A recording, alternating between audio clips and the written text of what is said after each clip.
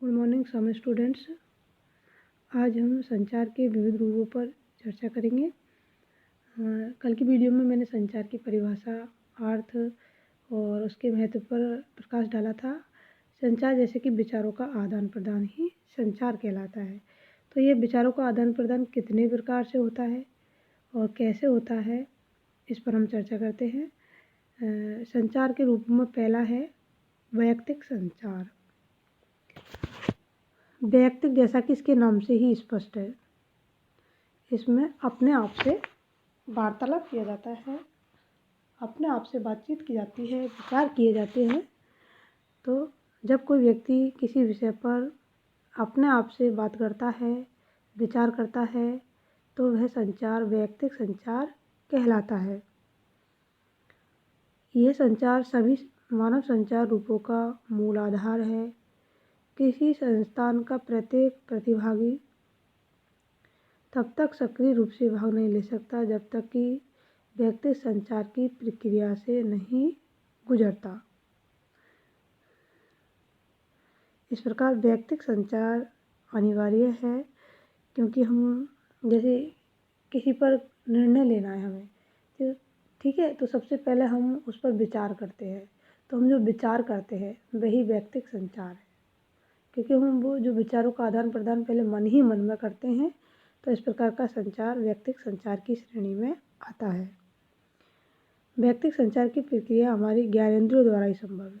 और जो व्यक्तिगत संचार है किसके द्वारा संभव है? हमारी ज्ञानेंद्रियों के माध्यम से, क्योंकि हमारी ज्ञानेंद्रिय इसमें सक्रिय होती है, इसलिए इसमें हमारी जो ज्ञानेंद्रिय है उनका भी सही स्थिति में होना अनिवार्य है।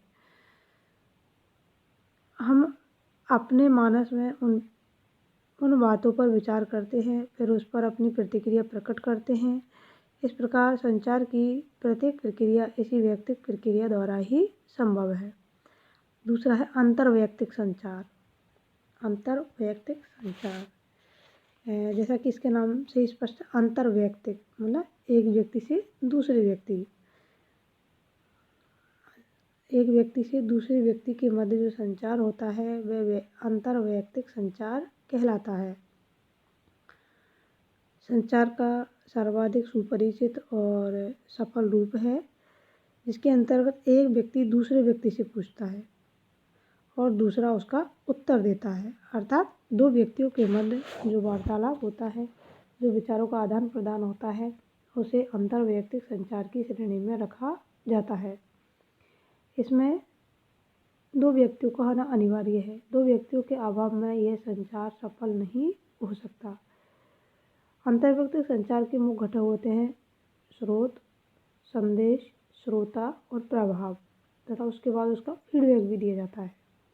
तो इस प्रकार से इसमें स्रोत भी जरूरी है, संदेश भी जरूरी है, श्रोता भी जरूरी है और उसका प्रभाव तथा फीडबैक, ये सभी तत्व होना अनिवार्य है। इन तत्वों के अभाव में अंतर्वैयक्तिक संचार होना असंभव है, क्योंकि यह दो या दो से अधिक व्यक्तियों में होता है और वे किसी भाषा का प्रयोग करते हैं।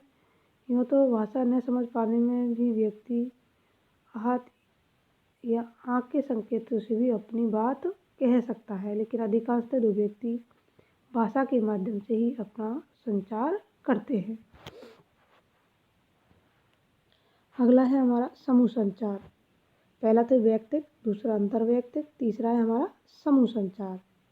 समूह जैसा कि इसके नाम से ही स्पष्ट है, ये समूह के मध्य होता है। जब संचार की प्रक्रिया दो या दो से अधिक व्यक्तियों के मध्य होती है, ठीक है, जब संचार की प्रक्रिया दो या दो से अधिक व्यक्तियों के बीच में होती है और वो उस पर प्रतिक्रिया करते हैं, तो वह समूह संचार के अंतर्गत आती है।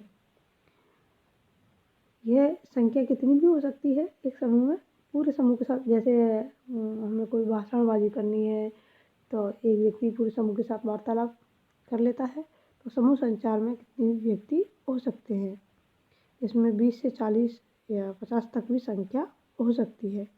इसका चित्र विस्तृत होता है और जैसे आधुनिक फिल्म है, वाद विवाद है, नाट्यशाला है, सब समूह संचार के ही रूप है, क्योंकि इसमें सामूहिक रूप से सभी को सभी बातों से अवगत कराया जाता है।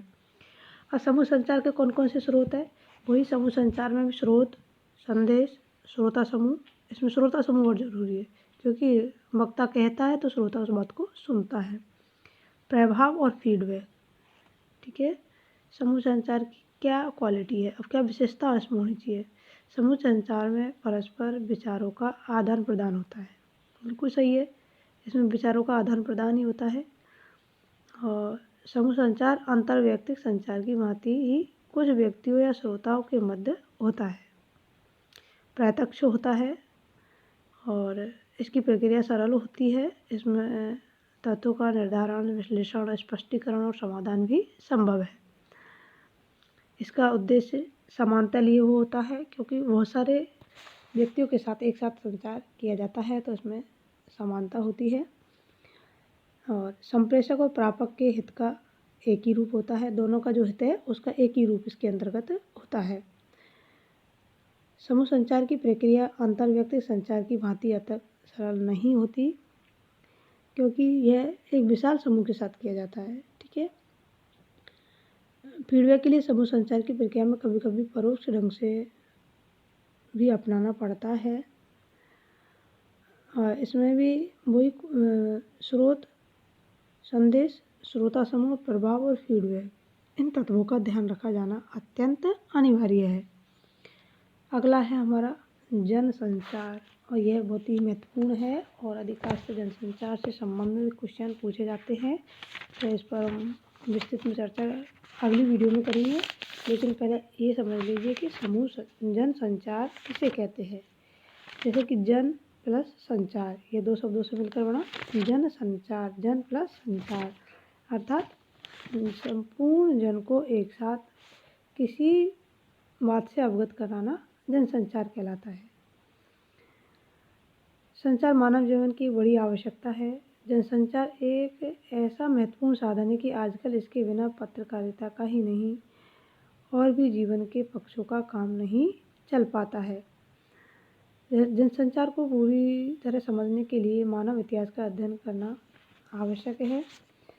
विशेषतः जनसंचार में क्या होता है, देखो, विशेषीकृत समूह द्वारा तकनीकी साधनों जैसे प्रेस, रेडियो, टेलीविज़न, फिल्म आदि के द्वारा व्यापक और विस्तृत श्रोताओं तक किसी बात को संचरित करना, अर्थात व्यापक तौर पर किसी बात को फैलाना जनसंचार के अंतर्गत आता है। जनसंचार एक सघन प्रवृत्ति अपितु जटिल प्रक्रिया है। आधुनिक जीवन में सामान्य के मध्य सामाजिक, सांस्कृतिक, आर्थिक, धार्मिक व्यवस्था के ताने बाने जनसंचार माध्यम द्वारा ही बुने जाते हैं। जनसंचार के अभाव में हम उन तक इन बातों को संचरित नहीं कर सकते, इसलिए जनसंचार वर्तमान का बहुत ही महत्वपूर्ण वो बन गया है।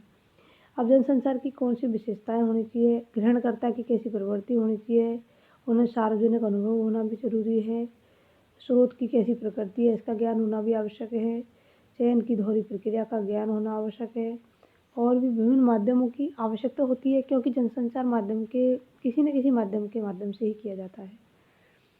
क्योंकि बहुत विस्तृत समूह को अवगत कराना होता है तो इसमें माध्यम का होना अनिवार्य होता है। अतः जनसंचार के माध्यम ही बनते हैं समाज और राष्ट्र के सजग प्रहरी के रूप में कार्यरत बने रहते हैं और इससे समाज, राष्ट्र और देश की प्रगति भी होती है। इस प्रकार जनसंचार संचार का वह रूप है जो एक साथ अनगिनत लोगों को सूचना प्रेषित करता है। किसी स्थान विशेष पर नेता द्वारा दिया गया भाषण, जैसे प्रधानमंत्री कई बार बात संबोधित करते हैं तो पूरे देश को ही वो संबोधित करते हैं, तो वह उनका जनसंचार ही है, ठीक है। और रेडियो पर प्रसारित समाचार, टेलीविज़न पर दिखाए गए धारावाहिक जिन्हें अधिक से अधिक लोग सुनते हैं और देखते हैं, ये सभी जनसंचार के ही रूप है। अब अगला हमारा है पारंपरिक जनसंचार। पारंपरिक जनसंचार बहुत ही महत्वपूर्ण है और जैसा कि पारंपरिक इसके नाम से स्पष्ट है, परंपरागत जनसंचार के किसे कहते हैं। भारत एक विस्तृत देश है, यहाँ पर अनेक जातियाँ, धर्मों, समुदायों के लोग निवास करते हैं। इस देश में पारंपरिक जनसंचार माध्यमों का अस्तित्व पुरातन समय से ही रहा है। हमें अपने इस पारंपरिक जनसंचार माध्यम पर गौरव का अनुभव करना चाहिए। पारंपरिक जनसंचार में ये आते हैं जैसे लोकगीत, लोक गाथा, लोक कथा, लोक नृत्य, लोक नाट्य, लोक कला। तो उनके माध्यम से भी जनसंचार होता है। लोकगीतों के माध्यम से भी किसी बात को कहा जाता है, लोक नाट्य के माध्यम से, लोक कथा के माध्यम से। ये लोक जीवन के व्यापक फलक की ऐसी देन है जिसे विज्ञान के विभिन्न प्रकार के विस्तार भी आज झुठला नहीं पाता है।